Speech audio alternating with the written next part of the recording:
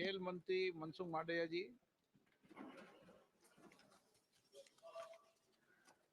Speaker साहब, भारतीय wrestler Vinesh Phogat Paris Olympic की स्पर्धा से बाहर होने पर मैं एक वक्तव्य देना चाहता हूँ।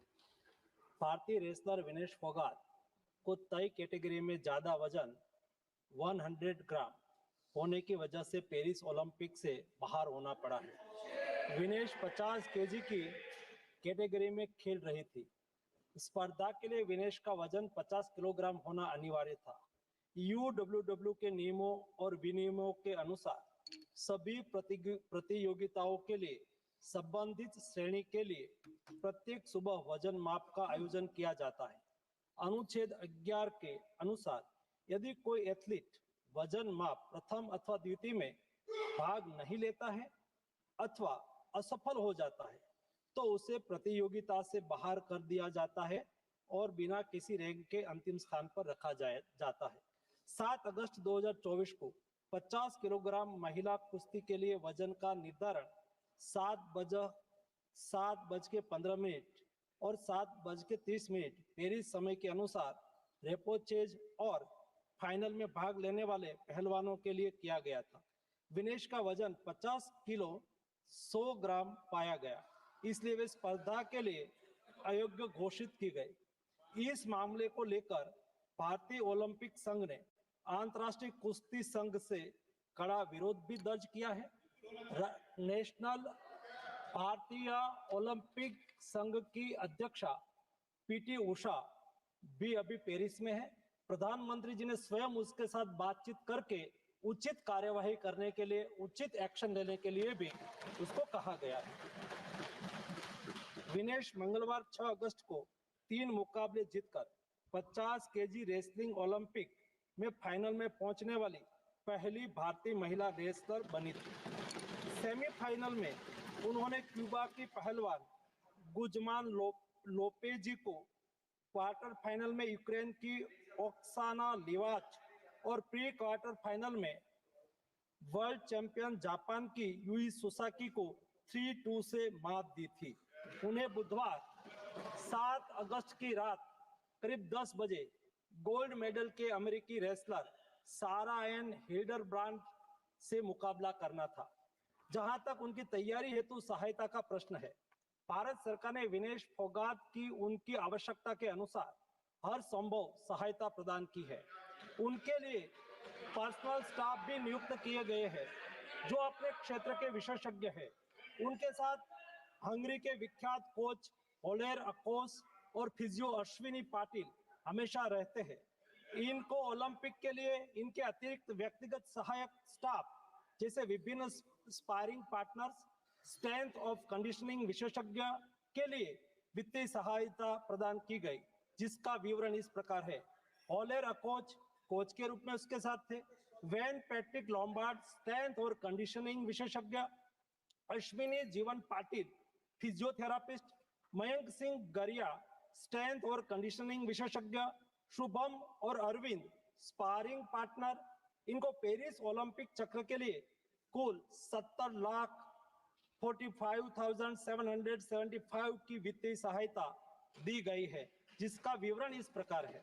स्पेन के ग्रेट पिक्स में भाग लेने के लिए वित्तीय सहायता, साथ ही 3 जुलाई से 13 जुलाई 2024 10 दिन तक मैड्रिड, स्पेन के अंतर्राष्ट्रीय प्रशिक्षण शिविर के लिए अतिरिक्त वित्तीय सहायता। इसके अलावा फ्रांस के बुलोन-सू-मेर में पूर्व ओलंपिक प्रशिक्षण शिविर के लिए अतिरिक्त सहायता की है। 2024 अंतर्राष्ट्रीय कुश्ती संघ सेकंड रैंकिंग सीरीज में 6 जून से 9 जून 2024 4 दिन तक बुडापेस्ट हंगरी में भाग लेने के लिए और 10 जून से 21 जून 2024 तक टाटा हंगरी में अंतर्राष्ट्रीय प्रशिक्षण शिविर के लिए वित्तीय सहायता की है। स्ट्रेंथ और air conditioning coach mister Wayne Patrick Lombard के लिए टाटा ओलंपिक सेंटर हंगरी में 10 जून से 21 जून 2024 11 दिन तक अंतर्राष्ट्रीय प्रशिक्षण शिविर में भाग लेने के लिए भी वित्तीय सहायता की है।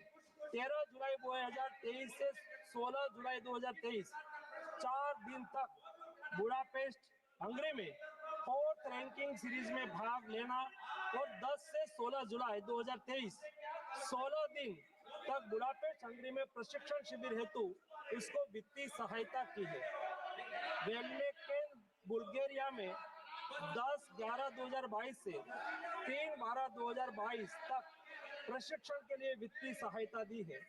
उनके रिहाई प्रक्रिया के लिए आवश्यक उपकरण खरीदने के लिए भी वित्तीय सहायता की गई है। 2020 टोक्यो ओलंपिक चक्र में 1,13,98,224 रुपये का आर्थिक सहयोग उसको किया गया था।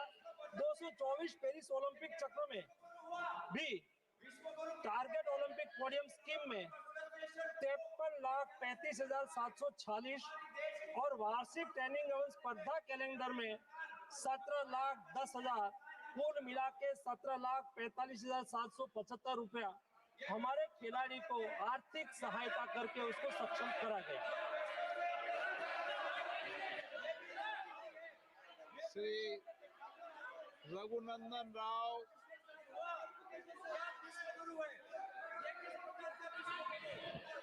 माननीय अध्यक्ष महोदय, फाइनेंस बिल के ऊपर बात करने का मौका दिया, मैं बहुत बहुत आभारी हूँ आप। माननीय प्रधानमंत्री श्री नरेंद्र मोदी जी के नेतृत्व में हमारा फाइनेंस मिनिस्टर श्री निर्मला सीतारमण जी ने 24 का फाइनेंस बजट रखते हुए इस देश के युवा के लिए, इस देश को आगे बढ़ाने के लिए, स्किल डेवलपमेंट के लिए, अनएम्प्लॉयमेंट को दूर करने के लिए मोर ट्रांसपेरेंसी के साथ ये बजट को लाया है।